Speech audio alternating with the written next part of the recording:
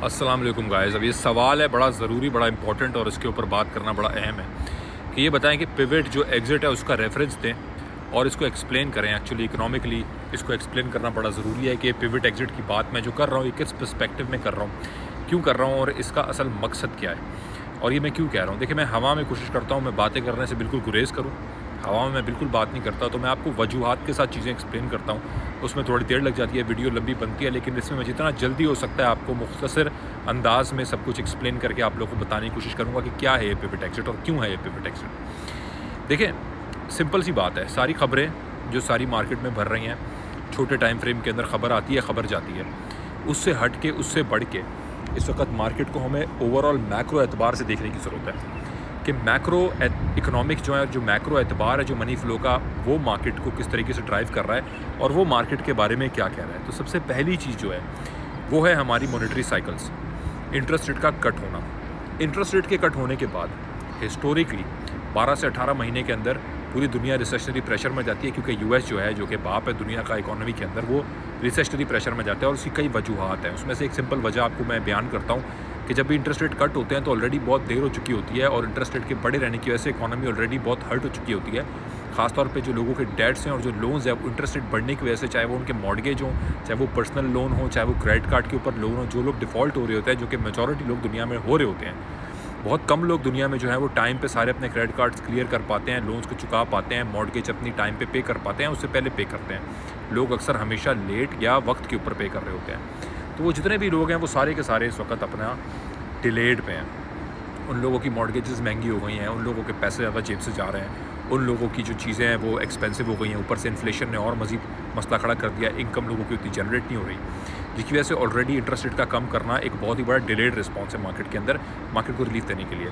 और जब ये कम होता है उस वक्त जो बहुत बड़ा पैसा मार्केट में लोगों ने बैंकों में फंसा के रखा होता है, जिस पैसे को यूज़ करते हुए वो लोग जो सारे जो डेट के अंदर बड़ी मुश्किल से लाइफ गुजार रहे हैं और अपने तीसरे क्रेडिट कार्ड को अफोर्ड करने के लिए चौथा क्रेडिट कार्ड ले रहे हैं, ऑलरेडी उनके लिए बहुत देर हो जाती है, क्योंकि अब बैंक से इंटरेस्ट रेट कम होने की वजह से लोग अपने डिपॉजिट बाहर निकाल रहे होते हैं। तो इसलिए 12 से 18 महीने की विंडो होती है, क्योंकि हर चीज़ डिलेड हो रही होती है। जब इन्होंने रेट कट किए हैं, रेट कट करने के बाद नई गवर्नमेंट आई है, उससे पहले मार्केट को पंप किया, अब इनको नई जो रिजीम आई है यूएस के अंदर, उसको उन्होंने एक बहुत ही बड़े इकोनॉमिक हर्डल के सामने फेंक दिया है, जो कि 12 से 18 महीने मतलब एंड ऑफ 2025 भी हम लोग देख सकते हैं ये प्ले आउट होता हुआ, जिसके बारे में मैं 2024 के मिड से आपसे बात कर रहा हूँ। पिवट एग्जिट उससे पहले मिलता है, उससे पहले हमेशा मार्केट के अंदर एक या दो अच्छे एग्जिट पॉइंट्स मिलते हैं। मार्च अप्रैल, दूसरा अगस्त, ये मेरे दो पिवट एग्जिट्स हैं। अगस्त के बारे में बात अभी पहले नहीं कर रहा और अभी मैंने पहली दफ़ा अगस्त को मैंने मेंशन किया, मार्च अप्रैल को मेंशन करता आ रहा हूँ, क्योंकि मार्च अप्रैल पहले आ रहा है ना। लोग कहाँ याद रखेंगे अगस्त तक की बात को, लोग तो पिछले हफ्ते की वीडियो याद नहीं रखते, 2 दिन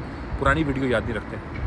लोगों को तो दिसंबर का लास्ट एग्जिट याद नहीं है, जहाँ पे मैं आप लोगों को शोर मचा के लास्ट एग्जिट का आप लोगों को बोला था कि भाई इस साल का लास्ट एग्जिट आ गया ये। अब अगले साल मार्केट डंप है और डंप है, जनवरी ख़त्म हुआ है, फरवरी का दूसरा हफ्ता चल रहा है, मार्केट रेड है। तो इस चीज़ को समझने की आप लोगों को ज़रूरत है कि 18 महीने से पहले हम लोगों को 1 से 2 पिवट एग्जिट मिलेंगे। नेक्स्ट पिवट एग्जिट जो मैं आई कर रहा हूँ पर्सनली, वो मार्च अप्रैल है और उसका रीज़न मैं आप लोगों को ऑलरेडी दे चुका हूँ। अब इस वक्त अगर आप मार्केट को देखें, वो सोल्ड आउट हैं, ऑल्ट सोल्ड आउट हैं। इस वक्त ऑल्ट्स के अंदर उस तरीके से पैसे नहीं घुस रहे जिस तरीके से पैसे ऑल्ट्स के अंदर घुस रहे थे नवंबर में, दिसंबर में। एकदम से ऑल्ट्स में से पैसे सारे निकले हैं। क्यों निकले हैं पैसे? आखिर क्या वजह हुई है? ट्रंप के आने के बाद तो मार्केट में बहुत बड़ी रिलैक्सेशन होनी चाहिए थी ना। सिंपल मॉनेटरी साइकिल्स है।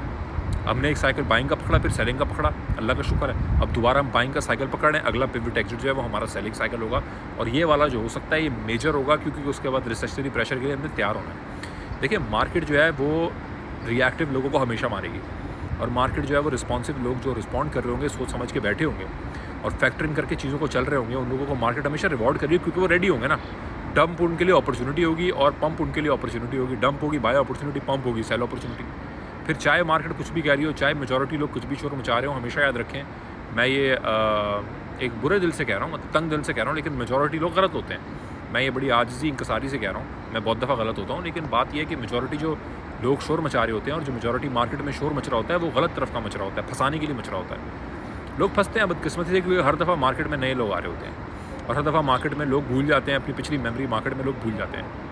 तो भाई मैं उस सवाल से आप लोगों को बता रहा हूँ, मैं सिर्फ मॉनेटरी साइकिल को फॉलो कर रहा हूँ। रोज़ की खबरें, हाइप न्यूज़ के रिपल एक्सेप्ट हो जाएगा, डॉज बन गया तो ये हो जाएगा, तो बिटकॉइन का ये हो जाएगा, तो फलाने का ये। मैं इस मामले में कोई भी इस वक्त किसी भी चीज़ को मैं फैक्टर इन नहीं कर रहा इस साल।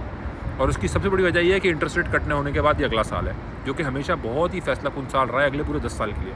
क्योंकि अगर रिसेशन हिट होता है तो वो पूरे 10 साल के अंदर पूरे 10 साल का रिसेशन हिट होता है, उसके बाद आगे आने वाले वक्त में अच्छी साइकिल आती है।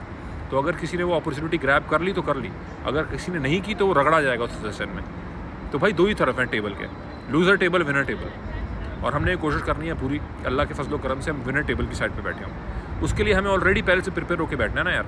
और उसके अंदर यही होगा, हम वो बातें कर रहे होंगे जो अनपॉपुलर होंगी, लोगों को नहीं सुननी बातें। भाई लोगों को नहीं सुनना कि मार्केट नीचे जाएगी, क्या करें, लोगों को नहीं सुननी बुरी बातें। अक्सर लोग कमेंट में बोल रहे होते हैं कि आप हमेशा जाके बुरी बात कर रहे होते हो। दिसंबर में जब मैं कह रहा था सेल करो और इंशाल्लाह हम लास्ट एग्जिट लेंगे और इंशाल्लाह जनवरी में हम डिप को बाय करेंगे, तो बात बुरी लग रही थी वो, अब वो बात अच्छी लग रही होगी दिसंबर वाली। तो देखें, बात है ये कि इस वक्त इमोशंस और फीलिंग्स को साइड पर रख के हमने मार्केट में चलना है। मार्केट को बुरे अच्छे से कोई नहीं होता, मुझे ना गुड होना है ना मुझे बैड होना है, मुझे इस चीज़ की कोई परवाह नहीं है, मुझे राइट होने की परवाह है। मुझे राइट होना है, बेशक मेरा राइट होना बैड लगे लोगों को, मुझे राइट होना है, ठीक है। और अगर मेरा जो है वो रॉन्ग होना गुड लगे लोगों को तो मुझे रॉन्ग नहीं होना।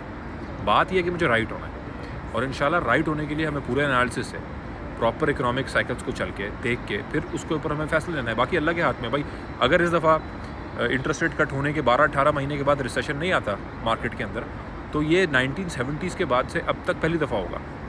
तो या तो मैं पिछले 50 साल के इकोनॉमिक ट्रेंड को फॉलो करूँ, या मैं ये समझूँ कि इस दफ़ा कुछ डिफरेंट होने वाला है। तो मैं तो डेटा के साथ जाऊँगा, जो हिस्टोरिक रेफरेंस है मेरे पास, जो डेटा है मेरे पास, और जो इकोनॉमिक सिचुएशन इस वक्त जो अंडरलाइंग हेल्थ इश्यूज़ हैं इकोनॉमिक, वो मैं या तो फैक्टर करूँ या उसको देखूँ, या मैं इस उम्मीद पे बैठूँ कि इस दफ़ा कुछ बहुत मुख्तलिफ हो जाएगा, कोई बहुत बड़ा मिरेकल इकोनॉमिक हो जाएगा और सारी मार्केट्स ऊपर उठने शुरू हो जाएंगी और रिसेशन आएगा ही नहीं दुनिया के अंदर। तो मैं रियलिस्टिक होकर चल रहा हूँ, अपनी एक्सपेक्टेशन को सही सेट करके चल रहा हूँ, और इंशाल्लाह हम अपॉर्चुनिटी को इंशाल्लाह ग्रैब करेंगे। वीडियो थोड़ी लंबी हुई है, लेकिन अब आप लोग खुद बताएं कि ये जो इंपॉर्टेंट चीज़ें हैं मैं तो बड़ी और डिटेल में जाके शेयर कर सकता हूँ। इसको मैं कैसे 7 मिनट से कम में आपसे बात करूँ, आप लोगों को सब समझा के बता के अपना पर्सपेक्टिव दे के अपना ओपिनियन की वजह दे के आप लोगों को बताता हूँ ना। मैं तो कभी नहीं कह रहा कि ये कॉइन बाय कर लो या वो कर लो या ये कर लो। मैं तो वजह के साथ एक्सप्लेन कर रहा होता हूँ, चार्ट्स के साथ एक्सप्लेन कर रहा होता हूँ। तो इस वजह से थोड़ा लंबा हो जाती है वीडियो, तो उसको आप लोग बुरा मानते हैं तो उसके लिए मैं माजरत ख्वाह हूँ। लेकिन ये ज़रूरी होता है कि आप लोगों को प्रॉपर्ली चीज़ को एक्सप्लेन किया जाए, ताकि आप लोग समझें कि एक कोई बात हो रही है, अगर मार्केट में प्रिवेल हो रही है तो उसके पीछे एग्जैक्टली वजह क्या है। आप लोगों का हक बनता है भाई, और हमारा फ़र्ज़ बनता है आप लोगों को एक्सप्लेन करना। थैंक यू सो मच, जज़ाकल्लाह।